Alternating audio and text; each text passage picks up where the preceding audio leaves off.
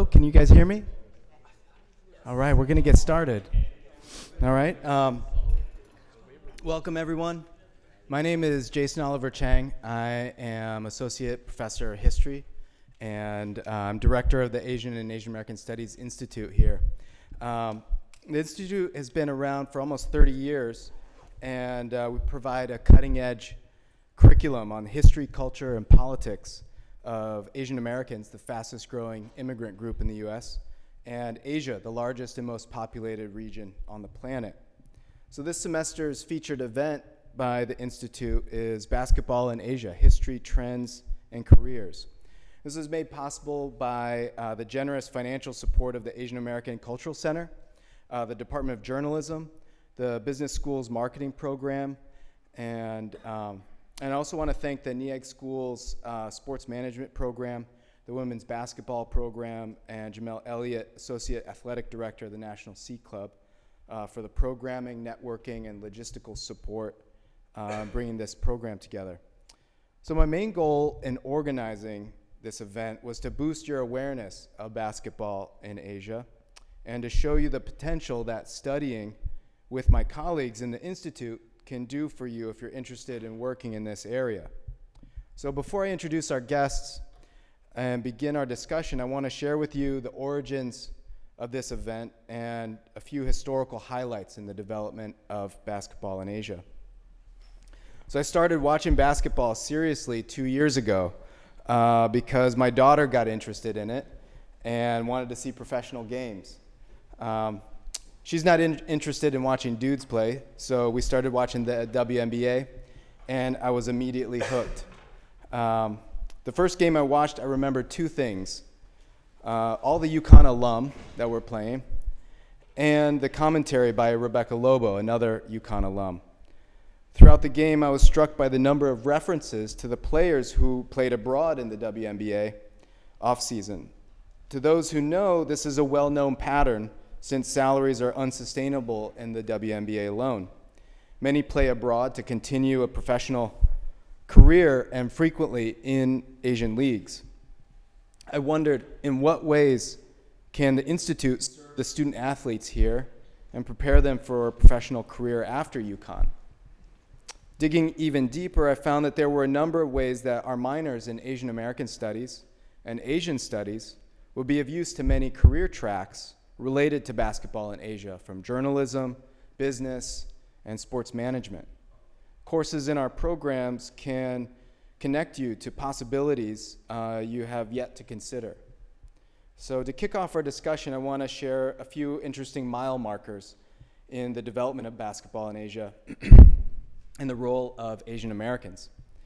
These short notes serve also as an introduction to some courses you might take to minor in Asian Studies or Asian American Studies as you consider your career.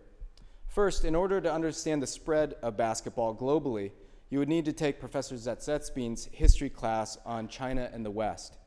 Because you see, basketball began in 1891 just north of us at a Young Men's Christian Association, or YMCA, in Springfield, Massachusetts. At the same time, Connecticut was also home to a robust Christian missionary tradition, sending white Americans to China to convert the so-called Asiatic heathens. While in China, they took this new game using peach baskets and a ball with them, where the sport took hold in Shanghai and grew rapidly from there. You might also want to take my history class, the Asian American experience since 1850, to understand why the first non-white player, a professional player in the US, was Wataru Misaka, a Japanese American from Utah. While other Japanese Americans were being incarcerated during World War II, he was working on his crossovers and layups. And in 1947 was the first non-white professional player in the league. He only played 3 games for the Knicks, but still. After defeating the Nazis, American culture had to contend with the contradiction of fighting fascism abroad and defending Jim Crow segregation at home. It wasn't until the 1950s when 3 African Americans were drafted into the Basketball Association that the color line was to be more fully challenged. So Misaka was an early example of what we know today as the model minority and its association with racial politics. Lastly, you could take a number of courses like Professor Meng's Contemporary Chinese Culture course in LCL, or Professor Kai's Political Science class, Chinese Politics and Economy, or Professor Dudden's history courses on modern Korea to put the development of modern professional leagues across Asia in a regional and global perspective. Now I want to make another plug for an event that's going on tomorrow. Tomorrow, I hope you could check out a documentary called Susenjo and meet the director Miki Dizaki about the struggle for justice by Korean comfort women and who were enslaved by the Japanese government during World War II. It'll be in Conover at 4 p.m. and there'll be food. Okay, so now I got all that out of my system. I want to introduce our guests here. I'm going to introduce them in the order that we'll talk, and then hope to facilitate some crosstalk between the panelists, and then open it up for Q&A. All right. So we'll save questions for the end. So first off, we have Paul Harris at the end of the line there, from Niagara Falls, New York. Played college ball for Syracuse University, graduated in 2009. And famously, he threw an alley-oop to himself in a game against Rutgers. 2009? Yeah. He played for the Maine Red Claws starting in 2010 and began playing abroad the following year in the Philippines for the TNT Tropang Texters. Continuing his career for the last 8 years in foreign leagues, he has played in Turkey, Italy, France, and the Philippines. Perhaps his most impressive talent, though, is keeping his white Air Force One spotless while being a loving father of 3. I appreciate that. Next in line, we have James. James Wang was born in Taiwan, grew up in Sydney, Australia. In 2005, he came over to the U.S. to finish high school and played basketball at Monteverde Academy. Afterwards, he went to play at Williams College in Massachusetts for 4 years, heading to play professionally for additional 4 years. During his time in Asia, he spent a season in the Taiwanese SBL and 3 seasons in the Chinese NBL. He currently works in sports talent marketing at WME IMG, negotiating endorsement deals for their extensive client roster. Third, we have Kevin Wang here next to me. He is senior editor at ESPN. His primary responsibilities include hosting a bi-weekly NBA talk show for ESPN's Chinese digital partner, Tencent, overseeing editorial content for the network's Chinese audiences, as well as stepping in to produce on-site sports events throughout the years. Kevin has been in his current role since 2016. Before that, he was an international news producer with CNN based in Atlanta, Georgia. Kevin is a proud graduate of Indiana University, Bloomington, and Northwestern University's graduate journalism program. He is a native of Nanjing, China, and has been living in the U.S. for 13 years. In his spare time, Kevin enjoys reading, traveling, food hunting, and reminiscing the glorious old Laker days. And last but not least, Stanley Thangaraja is an assistant professor of anthropology at the City College of New York. He is a former high school and collegiate basketball coach, and also coached high school volleyball. He now coaches his daughter's 3rd grade soccer team, Go Team Eclipse. His interests are at the intersections of race, sexuality, and citizenship. He is a huge fan of Swing Cash, Sue Bird, and Maya Moore, but is skeptical about the coaching at UConn. Now, the views shared by the guests of the Institute are not endorsed by the Institute. Just I had to put that in there. He studies immigrant and refugee communities in the U.S. South to understand how they manage the black-white racial binary through gender. His monograph, Desi Hoop Dreams, Pick Up Basketball and the Making of Asian American Masculinity, published by New York University Press 2015, looks at the relationship between race and gender in co-ethnic only South Asian American sporting cultures. His book is available outside at a table, and I encourage you to pick up a copy and get Stan to sign it for you. His newest research is on Kurdish America, which received the 2015 American Studies Association Comparative Ethnic Studies Award. Very impressive. Can't wait to see more about that. So will you please help me welcome our guests here with a nice round of applause. Thank you.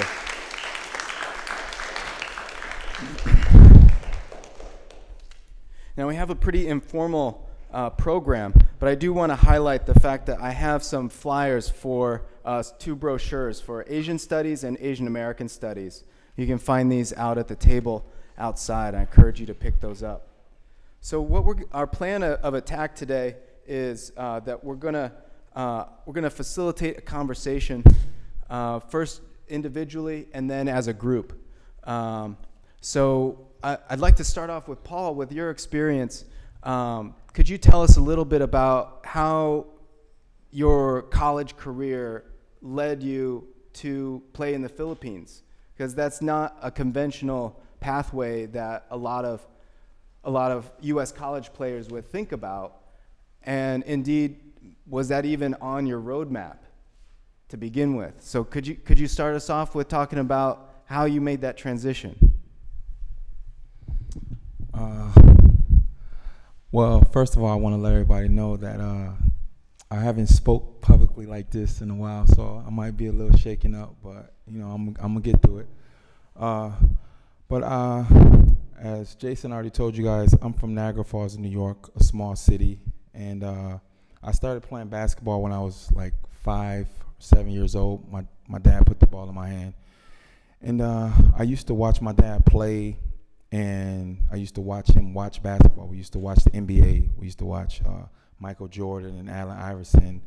And I seen those guys young, man, just seeing Michael just fly like that and Allen Iverson crossover. I really grew to wanting to do that. So I was obsessed with basketball. I took my basketball everywhere with me. I mean, I used to go to the YMCA when I was 12, and I used to get dropped off at 9 in the morning, and my mother would pick me up at 10 at night. And she would bring my lunch there, my dinner, and I would stay there all summer. That's how much I just practiced, was just wanting to get better and better. And I started to play AAU when I was like 14. That's traveling leagues. And I was doing pretty good. When I got 15, I got invited to one of the biggest high school camps in the country. It was called ABCD. So I went to ABCD. I went there unknown. And I was playing against Kevin Durant, Dwight Howard, Sebastian Telfair, all of these guys. I came back, and I was in a grocery store with my father. I remember like it was clear as day. We were in line, and my dad picked up a magazine. It was High School Hoops. And so he picked it up, and he's just looking through it, and he just started screaming, like, "That's my son." I was in my first magazine. I came back. I didn't even know. I was ranked 14th in the nation, and I didn't even know. And my dad was he had to put some of the groceries back because he didn't have enough money, but he wanted the magazines. He got the magazines before the food. That's how, happy he was for his son. And when I seen that joy on my father's face, it just made me just want to make him more proud, or him and my mother. So I just kept practicing, kept working. And I got invited to the USA Olympic team when I played alongside Kevin Durant and won a gold medal. And I played in the Jordan All-American game. And one thing that the greatest player of all time, I was just in awe when I seen and was able to talk to Michael Jordan. He said, you get out what you put in, meaning if you put the work in, the results will come no matter what you want to do in school and sports, no matter what it is. So that just always stuck with me. And once I left that camp, my mom got college letters to our house every day. We're getting like 20, 30. Every school in the country was giving me a full scholarship, from UConn, Syracuse, Pittsburgh, Florida, every school. And I was just overwhelmed. And I'm an upstate kid. So, being from upstate New York, I knew I was going to be going to either UConn, Pittsburgh, or Syracuse. And I have a big family. So for me, it was easy to pick Syracuse because all my family and friends can come to the games, and just being able to play in the dome, 30,000 fans, that was just the most amazing experience ever.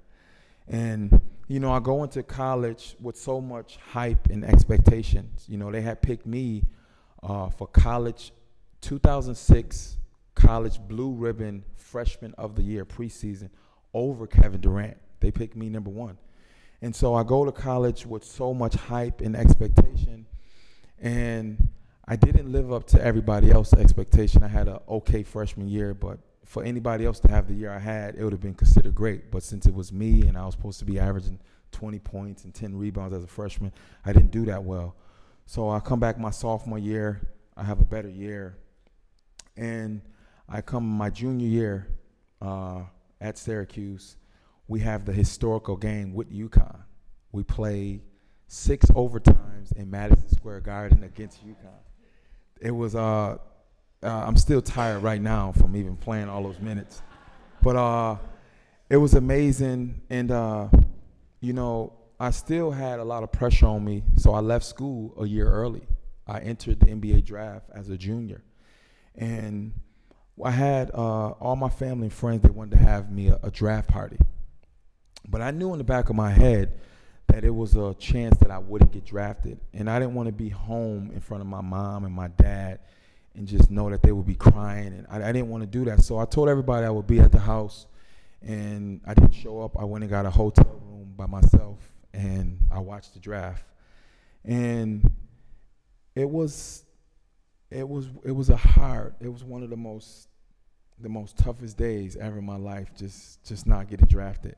I felt like I worked so hard to just reach my goal, and my goal always been to make the NBA. And to not get drafted, I'm not gonna lie, I thought about giving up. I really thought about giving up at the time.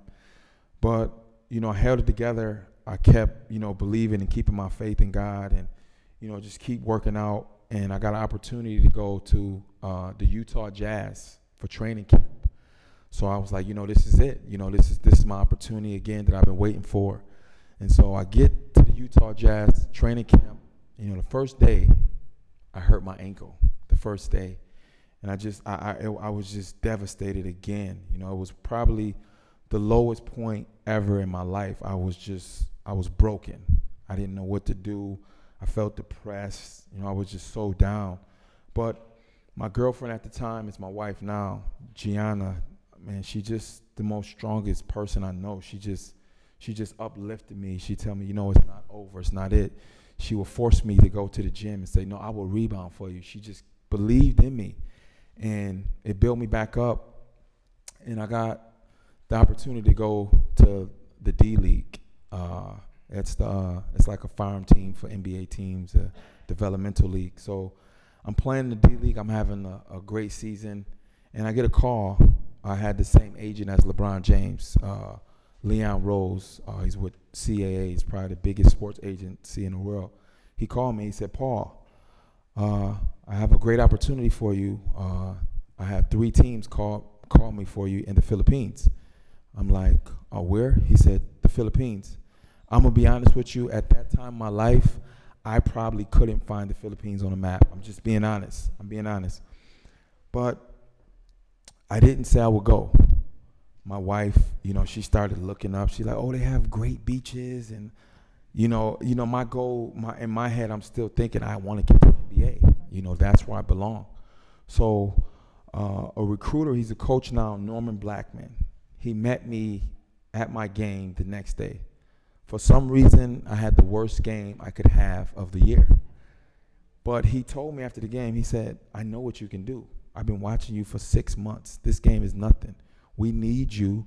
We want you. You're going to help us get a championship, and I'm not leaving here until you sign. It's nothing in the world when somebody knows your ability and willing to accept it and really appreciate it.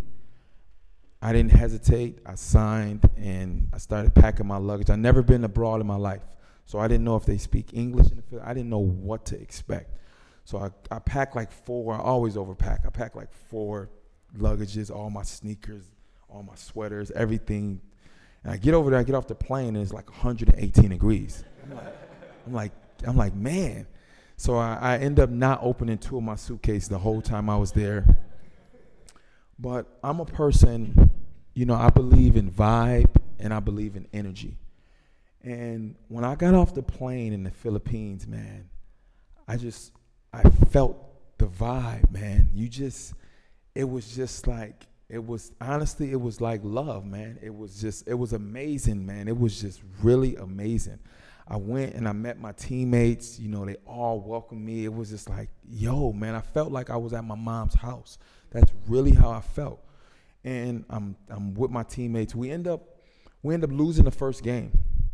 We lost our first game, and then we went on to win like 15 straight. We swept through the conference, and we headed into the championship. And I remember we had a day off before the championship, and I told my driver, Alex, really nice guy, man. And I told him, I said, Alex, we have the day off. He said, what are you going to do? Rest. I said, you know what? I'm going to wake up at 6 in the morning. I always love, doing extra.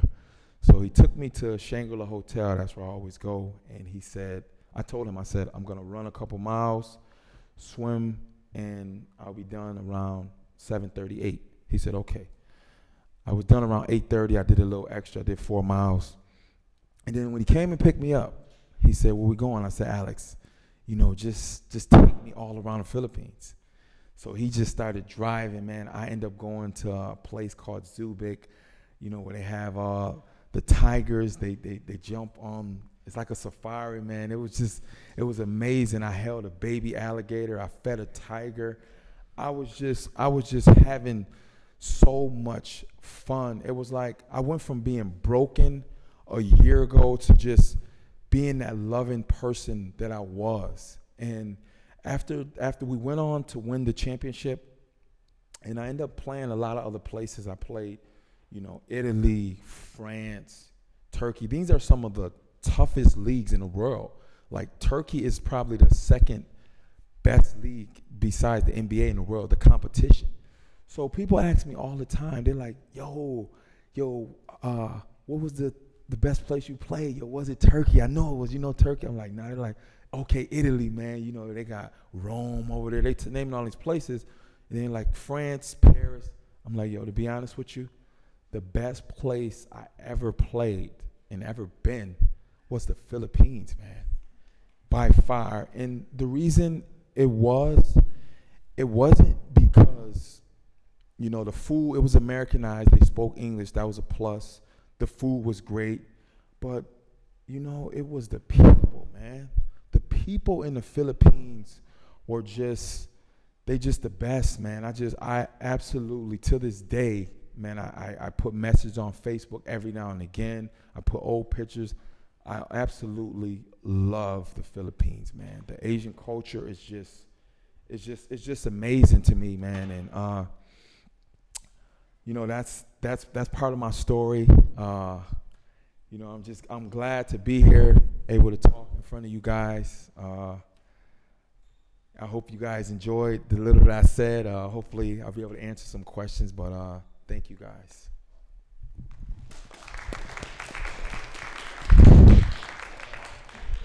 Yeah, Paul, I'm wondering if you can also, since you've been playing professionally in these different leagues, could you say something about how you think basketball globally and maybe in these different leagues has changed over time in the last 10 years since you've been involved?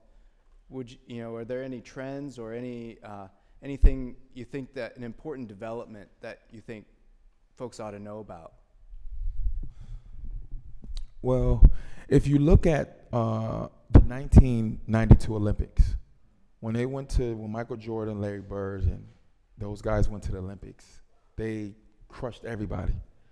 But the game has went global, so these other countries are getting better. The European country, they're getting better. The Asian, they all are getting better. The work ethic, the technology now, it's there. So U.S., I still believe for sure. I think we're still the best. That's just how I feel. But these other countries are not far behind. As you can see, U.S. just lost to France. So I mean, it's just basketball has just begun just so globally, man, and it's just amazing. I mean, to me, I think I left something out.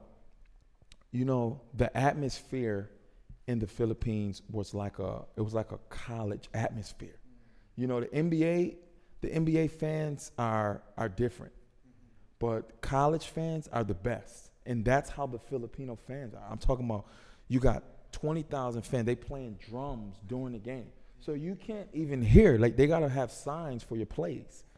No, really, this is true. They putting up signs with plays we running because you can't hear. Yeah, it's just amazing. Yeah, thank you.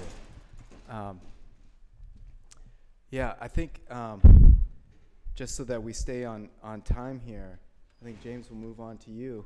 You know, I think same, you know, it'd be nice to hear from you how, you know, how the transition from college to pro worked out for you. Obviously, everyone's got their own path through it, and you know, everyone starts out with different assets. So I'm curious how, you know, when you were playing college ball, did you anticipate playing professionally in China or elsewhere? Yeah. Yeah. First of all, that story is really tough to follow up. So, yeah. So real quick, you know, growing up in Sydney, you know, being so far away from kind of the mecca of basketball here in the U.S., you didn't realize how good everyone here was. So growing up there, you know, I thought, you know, I was going to play in the NBA. I was like, oh, I'm a lot better than everyone that I face here in Sydney. So, you know, I had quote unquote hoop dreams. You know, ended up training in a program where the coach sent the kids to U.S. prep school. So eventually made my way to Montverde Academy in Florida now. It wasn't what it is today, Montverde Academy being, you know, where Ben Simmons and D'Angelo Russell came out of, and they just produced R.J. Barrett. But even back then, you know, in the mid-2000s, we had, you know, guys who were getting picked in the second round and, you know, 9 Division I players out of our 13, you know, on our roster. So, yeah, pretty quickly I realized, you know, I wasn't going to the NBA. It definitely, you know, wasn't there for me. Just as soon as I landed, you know, seeing how much quicker guards here were than me, how much, you know, more physical and how much longer they were as well. So, but I knew, because of my nationality, you know, I automatically just kind of in the open market had a little more of an opportunity than Americans here, right? So, you know, a lot of the pro leagues around the world, you know, you have limits in how many Americans you can have. Whereas if you hold a foreign passport and you're local to that area, then, you know, you basically have unlimited roster spots. So, you know, when I got to Williams and started playing really well, I knew that, you know, playing professionally was definitely an option, you know, given my nationality. And I knew it was always going to be in Asia. You know, at the time, an Australian passport as well, and I knew I could always come back to Australia and play and try to play professionally. But I knew, you know, the Asian market was something, you know, I didn't know too much about, and I knew actually that, you know, quite frankly, it wasn't going to be as tough of a league as Australia, as you can see with all, you know, the NBA now. It's, you know, there's a lot of Australians coming over. It's a pretty talented country. So, and it was funny, you know, my senior year in college, I got a Facebook message from a kid that, you know, was, you know, I was buddies with back in Australia. He was much younger than me, and he hit me up and he said, hey, the former national team coach of Australia, who's coaching 2 Olympics, is now coaching in China. You know, his assistants from Sydney remembers you, wants to talk to you about possibly coming over. And I was like, yeah, yeah, I'm in. And so, yeah, I went through a whole tryout process with them. I mean, you know, at the time that was a CBA club, and, you know, knowing how, and then just kind of looking at their roster up and down, you know, who they had last year. I think, you know, they had 2 NBA imports, and then looking at up and down the league, you know, every club had an NBA import. I was like, yeah, this is definitely, you know, definitely where I want to be. So, So yeah, that's kind of how I landed there. And so, how would you sort of compare the choices that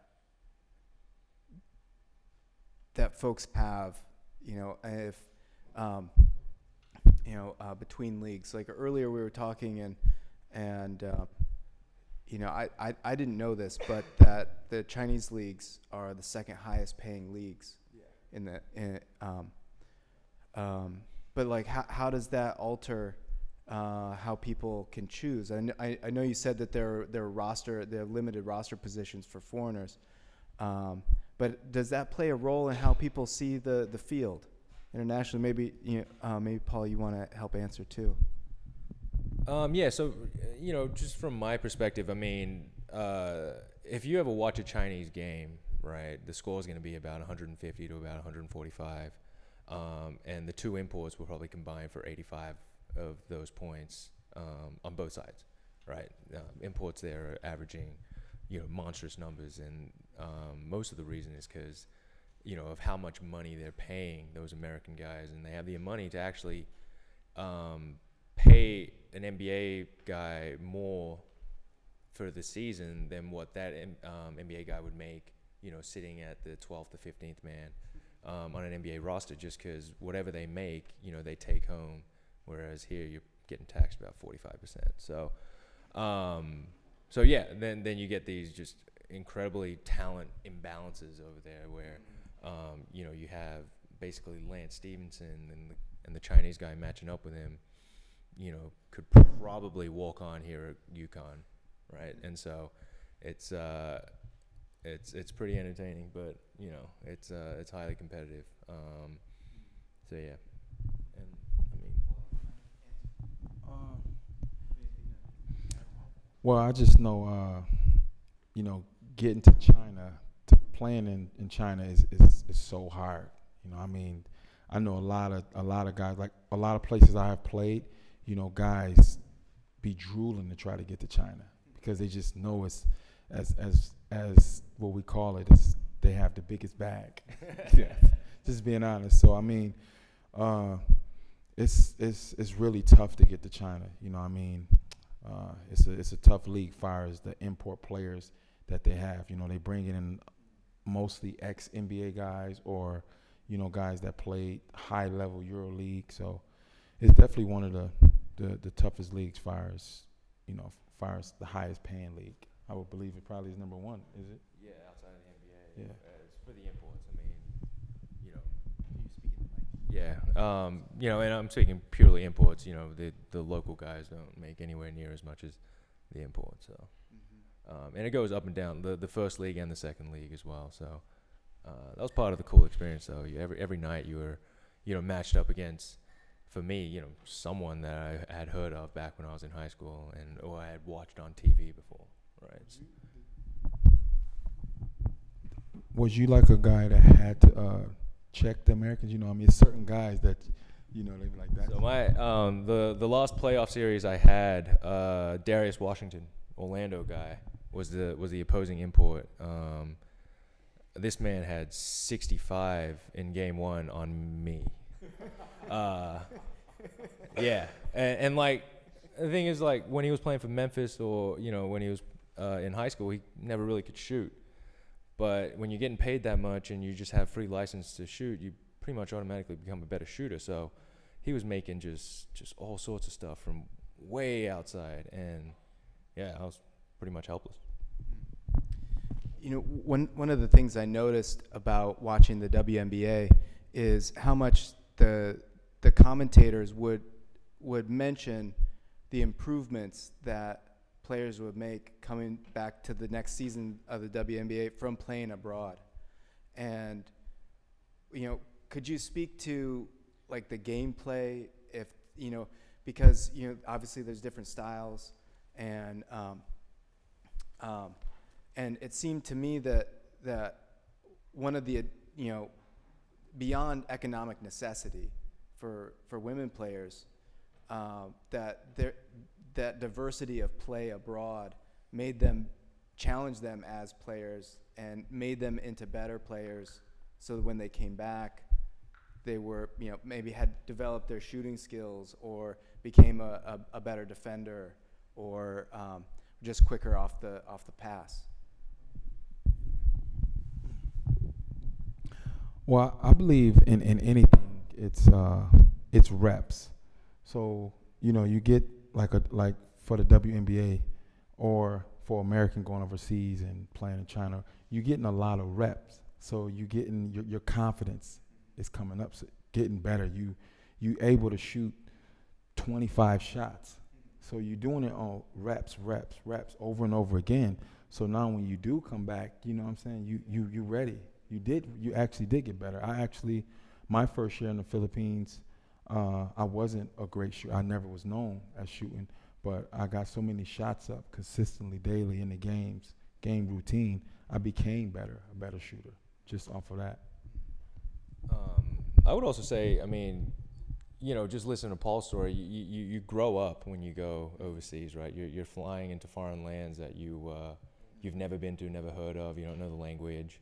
I'll tell you, Hassan Whiteside, before he blew up with the Heat, his last league overseas that he played in was my league in China, right? And I would say a big reason why he was able to kind of turn it around in Miami was, he matured. He gained perspective in life. He knew actually how bad life was overseas, and the fact that if he just kind of tweaked a little bit mentally, that he could be making $100 million a year. So I think ultimately when you travel and you have these different kind of experiences, you seem to take things for granted a little less, right? So I think that's a huge factor as well. Yeah. Oh, yes, please. Yeah, and I think it's really, really crucial to also maybe you two can speak to this as well, that we also understand that the men's leagues in Asia are a different experience than the women's leagues as well, where women's basketball is so competitive without as much parity across the world that when WNBA players go to play in Asia or elsewhere, they're playing against incredible athletes and come back better prepared for the WNBA season. Ways in which it hasn't worked in the NBA, right? Stephon Marbury couldn't come back, right? And what's the guy? Jimmy Fredette? Jimmer Fredette, right? Like that guy, I never understood how he got drafted anyway, but that's a different story. But for him to do so well in Asia and not be able to even get a bench spot in the NBA shows you that there are some gender differences that aren't accounted for. People aren't talking about the importance of women's basketball on the global scene outside of the U.S. Mm-hmm. Yeah, that's a really great point. Thank you, Stan. Before I pivot over to Kevin, I wanted to ask one last question to you guys as players who have made this transition. Was there things that you think that students today can do to prepare for leaving UConn and doing, reaching out to the wider world of basketball? Is there anything they can do here, you think? For me, I just think, no matter what you do, it's just don't cut yourself short and being afraid. I was always I was blind to even thinking about going overseas or even traveling like that, and I thought it was foreign to me. Like I was afraid of it, and it ended up being the best thing that, be honest with you, the best thing that ever happened to me. And so I just think you just try to face your fears and don't be afraid to take a chance or take a risk in life. Especially while you're young. This is the perfect opportunity. And one of the things I always I tell my kids is, don't be afraid to fail. If you're gonna fail big early. Just go ahead, and it's all right. You're gonna learn from it, and it's gonna be a stepping stone, and you're gonna keep it moving, and you're gonna look back at it and be like, that helped me get to where I'm at. So that's just a little advice I have. Yeah, I would echo that. Definitely embrace it. What I saw in my few years there, the import players that were the most successful were the ones that embraced it, right? They weren't necessarily the most talented. They were the ones that, came over and just kind of embraced the culture, embraced the club. There are going to be curveballs.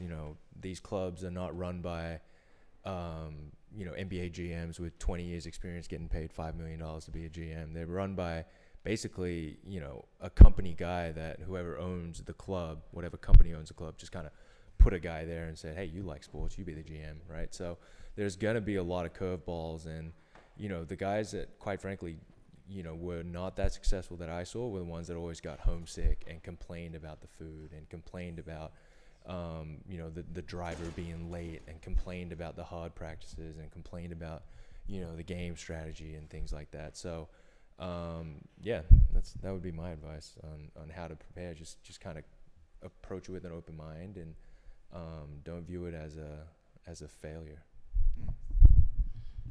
And one thing I actually tell this advice to like some of my former teammates that's got opportunities to go to the Philippines. Like I have, coaches still call me about players, and before they go, I let them know, like, you're gonna go over to this place, and they're gonna probably treat you like Kobe Bryant, LeBron James. You're gonna be taking pictures everywhere you go. Do not get big-headed. You're not better or bigger than nobody over there. Never feel that way, because I have seen great players come over there and think they all of that, and those owners will just send you home. They don't care. So just like you said, I'll piggyback off you. Just embrace it. Fit in with your teammates. I was going out to dinner all the time with them. I was with them every day. I loved the experience. I really did. Thank you, guys. I want to pivot the conversation now, and I want to pick up with Kevin. If you could start by kind of telling us about your pathway through journalism and how that led you to this unique place where you are a conduit for media about basketball from the NBA to China, one of the biggest media markets in the world. And clearly it's probably not something you started with an aspiration for, but that somehow you found your way to that. And I think it would be instructive for folks to hear from you, how that, how you kind of made those choices and navigated, what those opportunities. Yeah. Well, first, thank you, Jason, for the nice introduction. I just want to throw a quick story how actually Jason and I connected. It's through actually one of my friends and coworkers at ESPN. I think he told me, back in June, definitely before summer, about this event coming up, the first ever event at UConn about crossroads of Asia and basketball and community. So I think it's pretty interesting. So thanks for putting this all together for all of us, four of us coming from different walks of life, and be here talk about this great topic for this audience. I think for me, like you said, Jason, I didn't start off doing sports coverage and I was working for CNN. I was working for international news, which I thought had always been my passion. I went to school, Indiana. I wanted to be an international journalist, traveling around the world doing different news stories. I always felt like growing up in China, I always felt like I had a great connection to sports, especially basketball. Actually, soccer was my first, sport I became a fan of. I grew up watching World Cups, and I played soccer. But I want to say basketball. I started having this connection with basketball starting probably late 1990s or early 2000s, where Lakers started appearing on Chinese national broadcaster CCTV, which has the broadcasting rights to the NBA, highest ranked NBA games. At the time, it was the Lakers, but also, since Yao went to the NBA in 2002, Rockets and Lakers. So, growing up around that area, I started watching more and more basketball. I started playing basketball. I started, paying attention what's interesting about this sport. At the time, it was not really a globalized sport, I should say. I mean, I remember back in the day, I think during my teenage years, I think N1 mixtapes and also Nike, I remember those days wearing baggy shorts, long sleeve t-shirts and headbands. I think, cool kids wanted to be Allen Iverson braiding their hair. I wasn't one of those, but I tried. So I think, I grew up around the area of Kobe Bryant, Tracy McGrady, Vince Carter, Allen Iverson, and Yao Ming as well. So for me, I always felt like there's a connection to the sport, but I never thought about pursuing sports journalism as a profession until I want to say about 3-4 years ago. ESPN started this partnership with China, a Chinese media company called Tencent, which is one of their top media companies inside China. They have rights to NBA and all the major North American sports leagues, NFL, MLB, NHL, and college sports. So ESPN entered this 5-year partnership with Tencent in 2016, late 2015, and that's when I heard about this partnership. I said, this could be a great way for me to kind of start looking to sports, my passion, but also find a way to kind of combine into my profession, down the road. So I got into it. Right now, it's our into year 5. We have been producing a lot of basketball-related content for the Chinese audience on our platforms in Tencent. So we'll be going to NBA games during the season. Actually, starting from preseason, 5 games a week. We'll be producing sideline reporting live for the Chinese audience on Tencent platforms. I think our average viewership per game is probably between, I want to say, 15 million to 25 million, depending on the game selection, the timing of the day. West Coast games normally have the better viewership than East Coast games. And of course, bigger teams, I say Lakers, Warriors have better viewership than the, some smaller market teams. And we do content from those sites. But also we, like Jason said in the introduction, I also host a bi-weekly show with the ESPN analyst called Adrian Wojnarowski. He's probably the biggest NBA insider in the industry. We talk about the biggest storylines. We talk about the most interesting topics of the day for our audience in China. So on the other front, we also produce stories, basketball stories in Asia, in China, for the American audience here, and in ESPN's global audience, English-speaking audience, global. So, for example, if I got a chance to meet Paul and James earlier, I probably got a chance to do some stories on them. In the past few years, I think our highlights have been, we took some trips to China. We produced a feature for ESPN's Undefeated for a story on Stephon Marbury, his success story, winning 3 championships in 4 years for Beijing in the CBA. Last year, 2 years ago, also took a trip to Shanghai, producing a feature, ESPN Sports Center feature piece on Jimmy Fredette in Shanghai. This past season, our team also did a feature for E60 on Isaiah Austin, who is playing for Nanjing's CBA team as well. So those kind of stories, basketball stories, of course, with this name, still have some recognition in the American market, resonated with the fans here. So we got some pretty good feedback, from our audience across the globe. So that has been my passion. I want to continue to do good stories. Our team has 12 people. We're kind of scattered across the nation.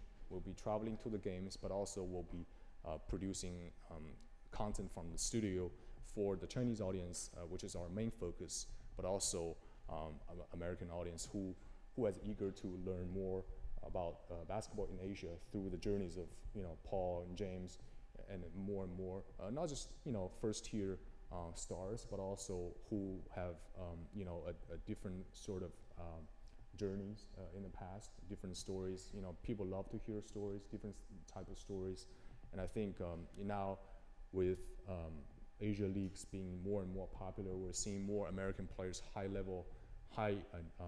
big name American players like Lance Stevenson. He just finished he just signed a deal with the Chinese team to play next season. We'll be following them very closely. This past FIBA World Cup, we had a team in China following different teams in 8 different cities. Next up, we'll have ESPN will have coverage on NBA global games this year between the Lakers and the Nets in Shenzhen and Shanghai.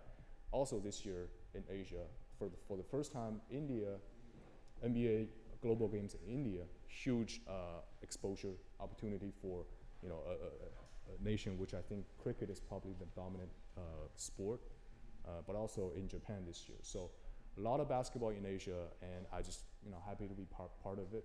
It's been a great run, and in the future, I just don't see basketball running away from us. It's still going to be our biggest entity, biggest sport for the years to come. Thank you, Kevin. I'm also, I was also compelled by, we had talked earlier about your undergraduate career, and I think it would be interesting for folks to hear also what it's like to try to become a sports journalist as an Asian American. Within journalism, that's not something that you typically see in the media. Who covers sports is usually not an Asian American. Even in media, there aren't that many. So it's an interesting perspective because it's one you've navigated well, and it seems that the choices you made in that also helped you get to this place too. And if you could comment on that, I think that would be illuminating. Thanks. Well, it's a good question.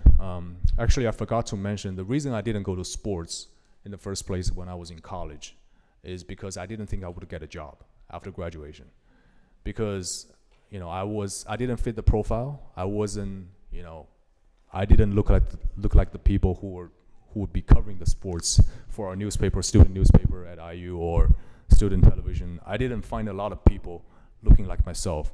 So naturally, I was thinking, maybe this is not for me.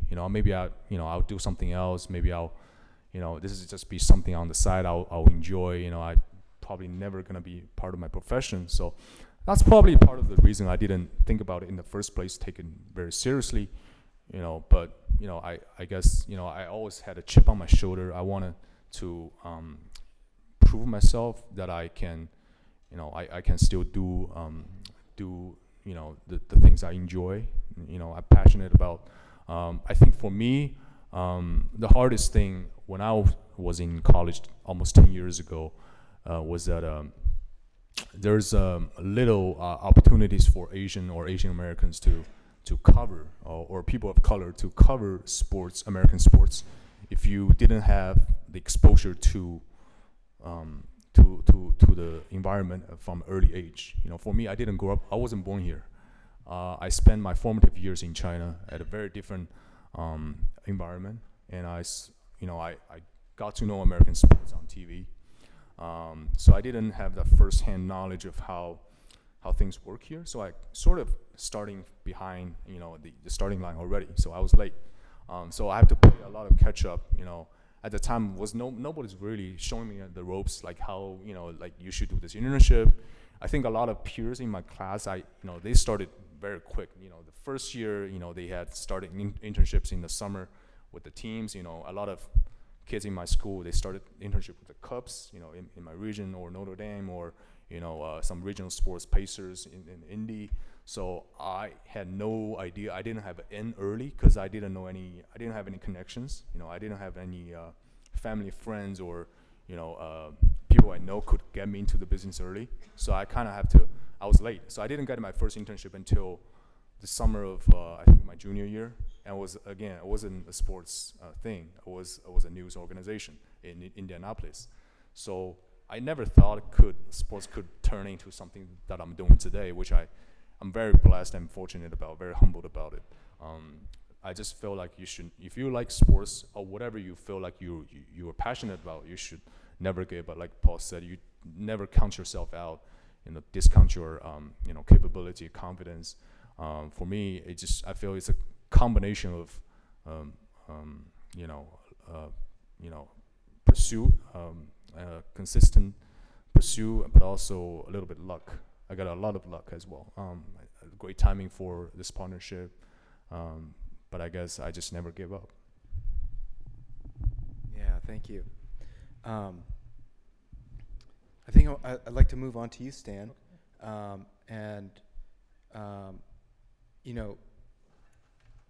think one thing that it would be interesting for folks to hear, maybe we could just start with this, and then hearing about your research is I think that would add to the conversation immensely. But also, how did you choose sports as the subject that you wanted to study? It's sports studies isn't a sort of conventional topic, from an anthropological perspective, because it's such a monetized industry. The study of it is often for its improvement and expansion and intensification. And so to understand it from an intellectual perspective, to find out why people do something, not just how to do something better, but why does it happen, I think is a fascinating question. And so how if you could walk us through like how you got to that perspective. Yeah, thanks. Well, thank you, and hi. I'm so glad you could come. So thank you. The questions that Dr. Chang posed, he gave us some questions in advance, so I actually prepared notes, but, I'll try to stay off the notes. But I wanted to start off with, now, ain't it some shit that the Indian guy goes last? If it was the script spelling bee, would I be the first person here? Right? Because we won 11 of the last 13 years, right? So that's always kind of interesting where I get put. So one of the things, to go to your question, and then I'll come back to some of the stuff, that I want to talk about, is why sport? And as two athletes here, the rituals of sport. Sport is so ritualistic, even before you get on the court. How you walk, when your shoes come off, where you stretch, what music you listen to, right? Sport is one of the really deep spaces of meaning making, how we make sense of our world, right? And within it, one of the things people rarely ever talk about sport is pleasure. With all the pain you two have gone through physically and emotionally as athletes, you continue to come back and play. I've had a disc removed in my spine, cut off. I've had hyperextended knees, but I continue to play because there's a pleasure on the sporting court that cannot be measured, right? And that's why when you use like quantitative science to make sense of sport, it doesn't work. It has to be qualitative. What does sport mean? So I actually went to grad school to study the South Asian American party scene. And I wanted to see why were South Asian Americans rotating between various types of Indian dances and then hip hop. So I wanted to see how they went into spaces and did ritual face, the long history in the US of white entertainers putting on blackface. What is it about South Asian Americans going and putting on a certain type of Indian face at times to make sure that they were recognized as the ethnic other? And so I started off going to various clubs, and I love Motown, And I grew up in Atlanta, dirty South hip hop, Outkast, what's up, right? Like that's the team I played with. We were Atlanta Outcasts. And so I started going in and I realized for the South Asians here, you would kind of understand, I hate Bhangra. Like Bhangra dance just does not work for me. And Ras Garba, uncles and aunties holding and cracking my knuckles doing the same monotonous dance for an hour doesn't work for me. I grew up with Motown, baby. And if I can't feel the beat and go to my own pace, I can't be out there. But I said, let me go through this scene and do this research. And one of my mentors is a former collegiate tennis player, and I played tennis competitively. So we would meet every week to just hit the ball and talk about my research. And over time, I started sharing, yeah, you know, I used to play in this thing called Indo-Pak basketball. And he said, has anyone done research on it? And I was like, I don't care, I don't know. He said, do the research. And the first thing I thought to myself as a former collegiate athlete and then collegiate coach and, you know, a club athlete in college was, athletes get no respect.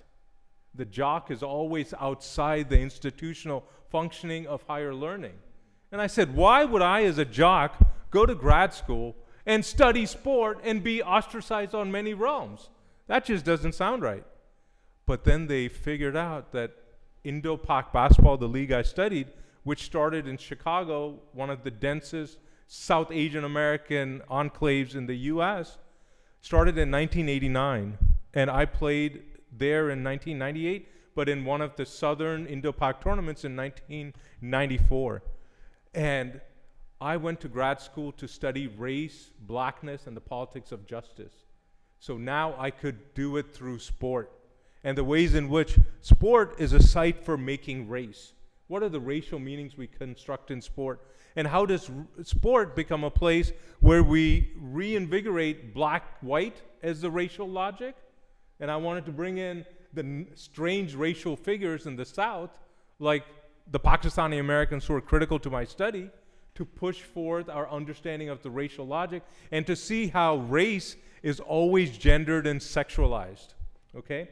So with that, let me give you maybe a couple of stories to make sense of it.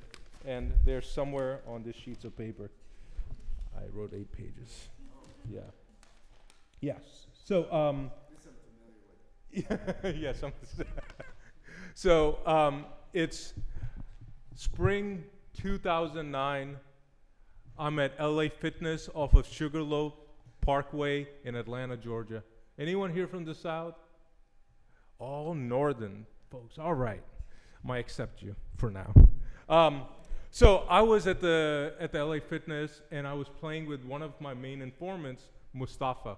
He's a Pakistani American who came through the 1980s Family Reunification Act. His father came with the entire family because he had an older sibling here who was an engineer.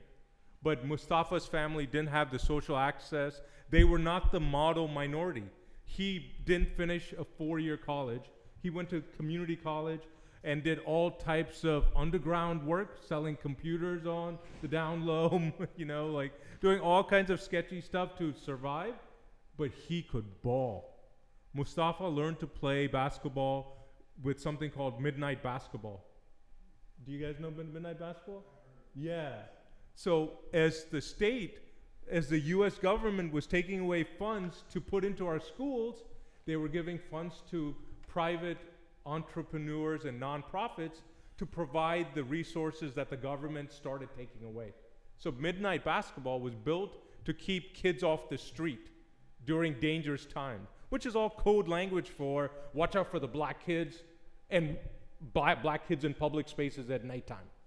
So Mustafa, as a South Asian American, could go into these various racial spaces in ways in which other people couldn't, and he learned to play that way. So what I got to know through this process was, how is it these men are making sense, right? So Mustafa and I were working out at LA Fitness, and that day was chest day.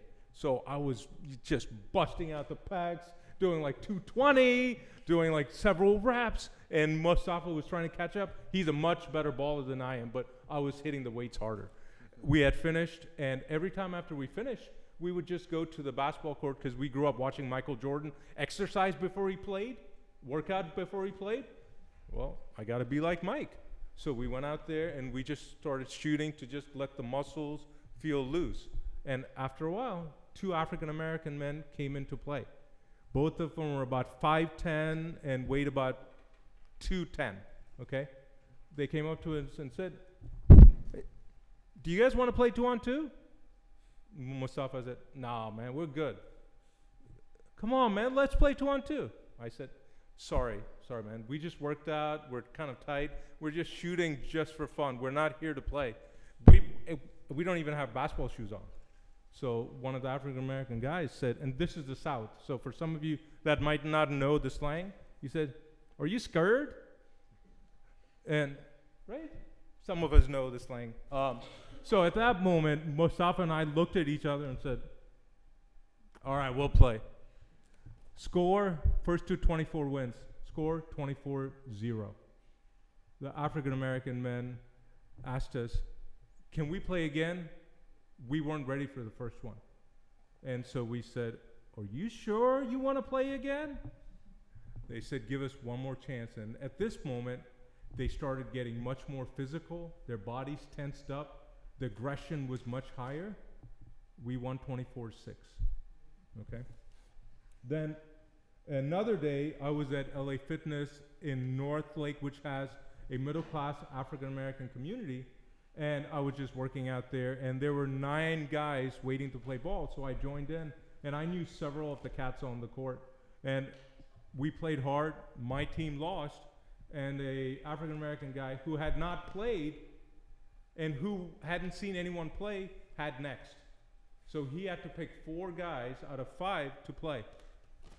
He picked the first guy, African-American man, about 6'3", I'm 6'1". I was like, all right, you do your thing. He had 4 people to pick 3 from. The next guy was about 6'1", my height, about my weight, maybe a bit heavier. I was like, okay, sure, now it's down to 3. The third person he picks is about 5'10", not the same type of basketball physique. I was like, all right, it's between 2 people now. Me and a African American man who was 5'6", wearing cargo shorts, a button-up t-shirt, hiking boots, and had smoked weed, because in the last game, he was a second late for every pass. Catching it, second late. The man picks the African American guy. And the other players on the competing team shout, "No, you didn't, man, don't do that shit. That's what they do to us." Meaning, the ways in which race operates create stereotypes we put on athletes before they even enter that space. That I was already racialized as nerdy was a gendered evaluation, that I was not man enough to occupy the space. So I wanted to see if South Asian Americans in particular, and Asian Americans in general, were seen as not man enough for basketball. How was that also an evaluation of them being not man enough and American enough? So by studying these basketball practices, I got to see how in public basketball spaces like the 2 LA Fitness spaces I gave you, they were always racialized as not American enough through gender and sexuality. As not being man enough was also an evaluation that they were not heterosexual enough, right? And so what I wanted to do was find out how then these young men affirm their renditions of masculinity and Americanness. And that's the contradiction. Public spaces in the US are not open spaces. They are the sites of violence. The streets, anti-black violence, Eric Garner, right? Sandra Bland. Public spaces are sites of violence, and for the basketball players, one of the players that played Division II basketball at a tournament, this Hindu American that was on the team, the opposing fans were saying, "Go the fuck back to Afghanistan." Right? So you see how gender and race mingle to create this. So the contradiction is only in private spaces and co-ethnic only exclusive leagues can Asian American communities perform Asianness on their own contours, on their own wishes and pleasures. So they perform an American masculinity that's palatable, with a crossover, little shake, blocking and beating that shit, dunking on someone, stealing the ball, a blind pass, a no-look pass, right? All of those are performed only in isolation with other players that can read them beyond the stereotype. But the problem is, sporting masculinity as a symbol of American masculinity is incredibly racist, incredibly sexist, incredibly homophobic. And that's why these men, in the acts of being American and performing an Americanness, then started to exclude especially African American men who they deemed a threat to the game, while white men could come in and out of these spaces unmarked.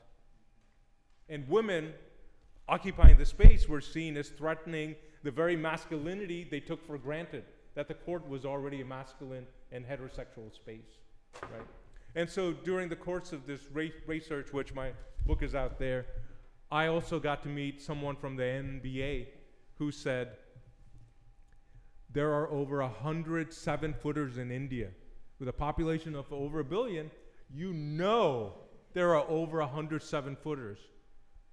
Stan, I'm looking for the next Yao Ming. Why Yao Ming? And I think Paul and James just gave you insight into why Yao Ming and not the next Michael Jordan. Why wasn't the NBA looking for the next Indian Michael Jordan? Because of the ways in which blackness was being stereotyped in the NBA, the ways in which dress codes came up, the fear of the Allen Iverson aesthetic, right? And so they wanted a Yao Ming because, and now currently with, Black Lives Matter and athletes like Colin Kaepernick kneeling, right? Yao Ming was seen as apolitical, as someone that played for the team, that sacrificed himself before he took pleasure in individual recognition, which is not true if you ever watched Yao Ming play, right? But that was the rendition and racialization of the Asian, that they hoped that the next Indian Yao Ming, by not being close to blackness, could also open up a much larger global market for consumption.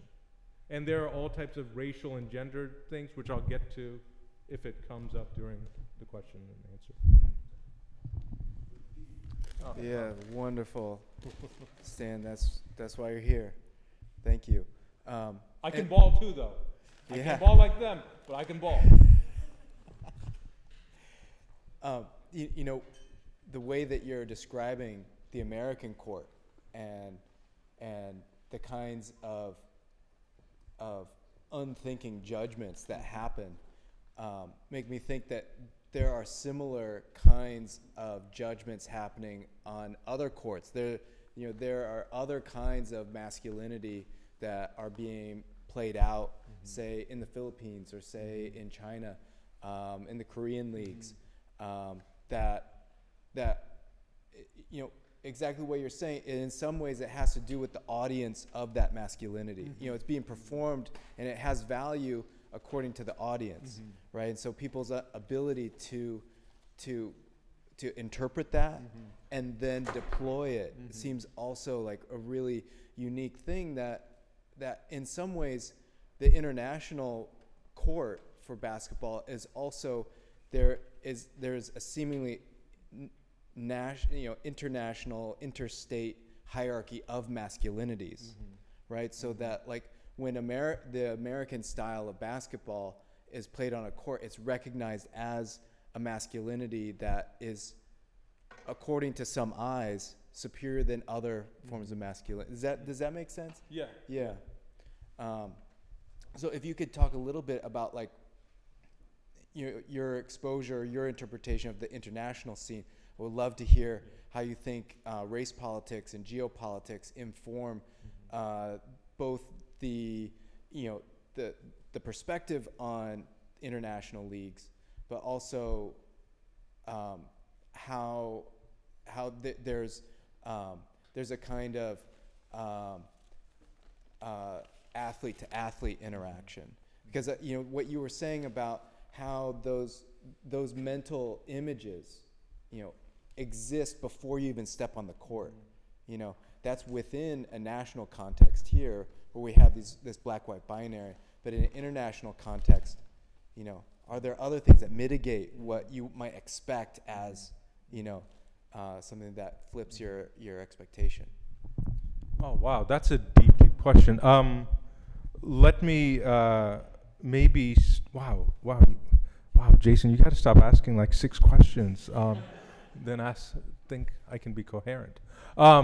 Yeah, so I think one of the ways to tackle this is to think about how do we find ways to critically analyze race in the U.S.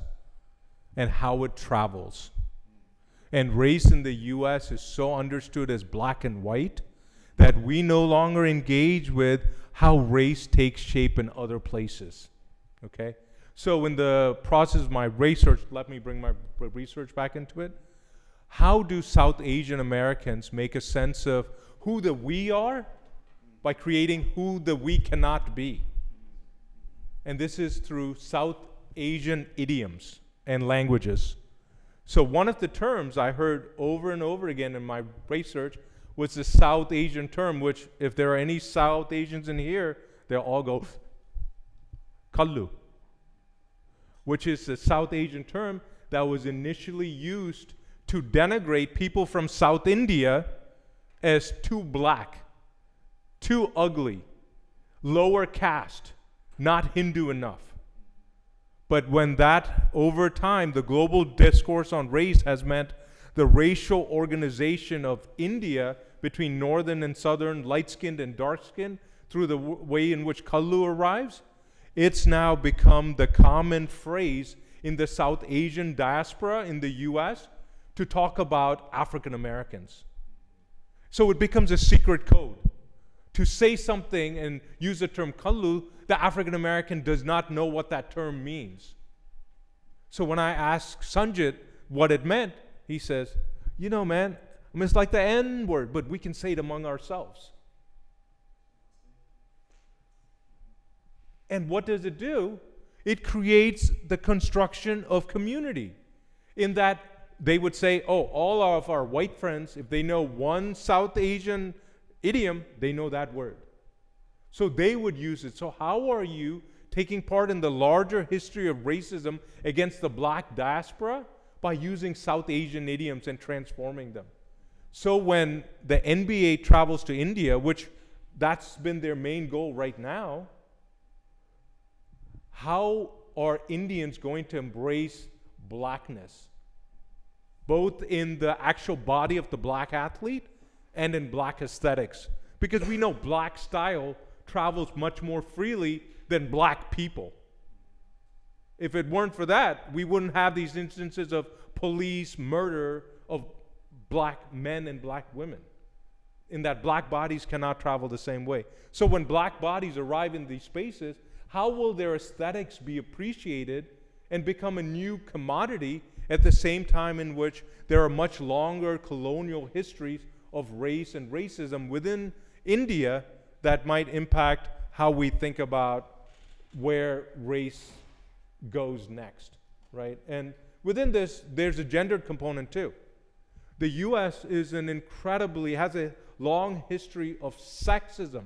The Me Too campaign is one small segment. And for all female athletes in this room, you know the experience of what being an athlete is like, especially at a D1 school where men's sport is seen as sport and all you do are games, right? And so what the NBA is trying to do is to cultivate the Indian market for basketball. They're doing it by emphasizing only the men's leagues India has a vibrant women's basketball circuit. The women's basketball team can ball. They're not great, but they can ball, and they're becoming really competitive.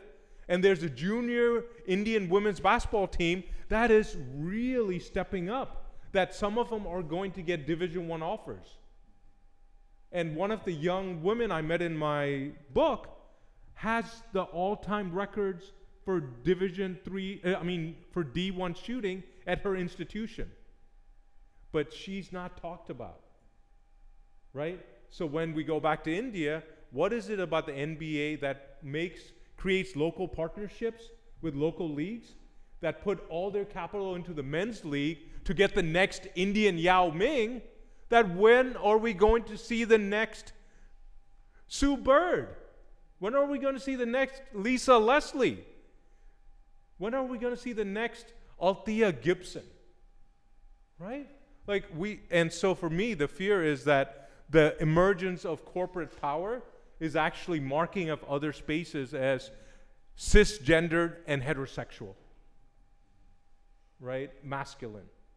And so that's one of my worries. And my other worry is just with emergence of the NBA.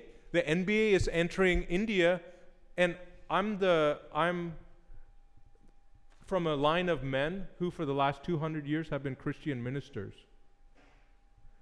One of the earliest Christian Protestant ministers in southern India was my great-great-grandfather. I'm atheist. But the language that the NBA uses is a missionary language. We're bringing basketball to India, as if basketball didn't exist in India. Like the Philippines, the PBA is the second oldest professional basketball league in the world. It existed before the NBA in its current form took shape. Because the NBA itself has gone in and out of various shapes and iterations. So what is it about this language, this missionary language, that also brings in a very corporate Christian logic of conversion that is also a way of justifying taking away power from local leagues, right? One of the things, sorry for switching subject, but one of the things we have to think about is, what did integration and the end of segregation do in the US? It disempowered historically black colleges and universities, who used to be the sending spots for professional football and basketball players. Now, the elite white institutions have much better resources. Everybody goes there. We haven't had a really solid historically black colleges or university player till Mills and Ben Wallace. And Ben hasn't played in quite a while, right? And so I want us to think about, what is this language, this corporate missionary language that the NBA is using, that is already going to take away the ability for locals to tell you what basketball means to them and what terms it should take. Thank you. I think that's an excellent point to start some crosstalk, to see if there's a way, through this panel discussion, there's obviously things that have come up that have, that y'all have experienced, and that come up in your research and in your career covering basketball. So, do you guys have questions for each other? Yeah. Exactly what you said. You said it was something about like the pain you go through, but you still want to. You still get up and want to compete. I think that's so true. I think mostly all athletes go through that. I hurt my hamstring, but I just couldn't wait till it healed just to get back out there. The competitive nature that's in you, it's something about sports, man. It's one of the best things in the world. But the ways in which what you mentioned, Paul, one of the problematic things about sport is when we go in with corporate sport and the ways in which amateur sport has been so corporate, right? It's so professional, amateur sport. What happens is pleasure is taken away. It's so built that the desire to play and play beyond our limits is now no longer based on pleasure. It's based on demand. and capital. And that's why I have severe issues with collegiate coaches. I don't think they work with the athlete in mind ever. And being a former collegiate coach, I've seen these things happen, right? And so for me, pleasure, the way why I structure pleasure is pleasure opens up possibilities for acknowledging and reading each other on our own terms. Like to be able to see that nasty crossover where, yeah. I mean, it allows you to exceed your limits. But what pleasure does is, the reason I talk about pleasure is, when we talk about gender, we always talk about gender roles. The women are gender role kitchen, men gender role here, this, that. But masculinity is also about pleasure. What becomes deemed as masculine pleasure? And how through pleasure at times do politics of exclusion work? That only men can, get that nasty move, do the move, come back around after you school someone, go and give a big chest bump. But when women do that, we hear the sexual slur, right? When women participate in the three main American sports of either basketball, football, or baseball, they are understood through sexual slurs. That they have lost their femininity, that they cannot have that pleasure because it exceeds feminine heterosexuality. And they're slurred as butch, dyke. Right? That heterosexual femininity cannot have access to those pleasures. That's why I think centering pleasure allows us to see power and hopefully go back to pleasure as the organizing principle. Instead of pleasure, it's just something that happens on a whim. Right? Because if it wasn't for pleasure, damn, I wouldn't be playing the sports I play.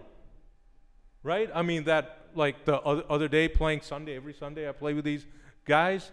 I was off because I haven't played in 6 weeks. I went to India, got a foot infection, tracing my family history. Never walk up rusty bars barefoot, which I found out. And so finally got a chance to play. Came in, they passed me the ball, 3-point line, my first time touching the ball in 6 weeks. I'm going to jack that shot. I swished it. Missed everything else for the next 2 games. Then game 3, finally came over, crossed over around my back, pulled it again, spun, then took a step back, made it. God, that felt good. And what that pleasure is also when other people recognize that pleasure, right? When your boy or your fellow athlete says, that's right, I see you. Yes. Yeah. Yeah. So going back to your story about reverse racism, obviously I experience it all the time. I live in New York and play in various gyms around the city. I kind of like it though. I get underestimated every time I step on the court. It takes about 10 seconds for me to kind of turn that around, and then all of a sudden, everyone's kind of like, oh, who's the Asian dude in the gym? How would you propose that it gets fixed though? Because obviously, it's something kind of deeply rooted. What needs to happen for that to change? Oh man, I would get paid so much money if I knew that answer. But, well, it's just something that Jeremy kind of made this more mainstream. And actually when I was coming out of college, it was 4 months after Linsanity, so in a way, like, he kind of blazed a nice little trail for me to kind of utilize at least the momentum of. And so I had never thought about that until my college did a little symposium as well during Linsanity, and because I was the only Asian basketball player in the entire school history, I sat on it, and people were asking me questions that, these issues that Jeremy would bring up, and I was like, I honestly had never thought about it. I was like, the balls get rolled out and I go hoop, but like, honestly, like what do we need to do to change it? Well, one of the things I think that's really, really crucial is that we also understand that when you ball, people recognize ball. To quote Rasheed Wallace, the ball don't lie. If you can ball, people will recognize you as a baller. That's why throughout college, if I went to places where people didn't know me, I had to put that work in, right? But at places that knew me, I had names. Like all throughout Emory, I was known as Arabic Jordan. I'm not Muslim, I'm not Arab, but Air Jordan, that sounded like the closest thing, and they call me Arabic Jordan, right? But the thing is, we see the ways in which sport is actually a site for race making. If sport, which we see as leisure, is a site for race making, then we have to understand that the larger organization of social life is based on race making, right? And often the problem is we think of Asian Americans as a recent invention, right? As something new to American shores. And what we have to do is really understand that the history of slavery, Asian servitude, and colonialism operated at the same time across many spheres. This is what, for any of you who are interested in this work, Lisa Lowe, The Intimacies of Four Continents, one of the most stunning books you'll ever get to read. And so if anti-black racism took place with anti-Chinese racism against anti-Indian racism, what we have is whiteness is not local. White supremacy is the global order of things. So for us to really dismantle what happens at the micro level, we have to do that stuff at the micro level, which is put various types of different media representation of players and celebrate the voice of our athletes. The fact that all these professional leagues are trying to find ways to shut their athletes up is a way to shut down the conversations which might bring up race. And so I think that's on the micro level. On the macro level, we have to look at the movement of corporations and profit making, which is very much driven by racial incentives, right? Which communities become less than worthy human beings that we can exploit. And all of these things are so tied that I think we have to have movements in many spaces at once for us to be able to go onto a basketball court and say, yeah, I want James.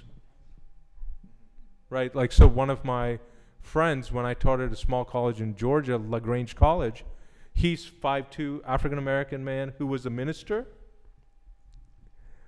He went to play, and he was playing with high school kids, mostly white and suburban. All the high school kids said, oh, I want him. Yeah, I want him. I want the black guy.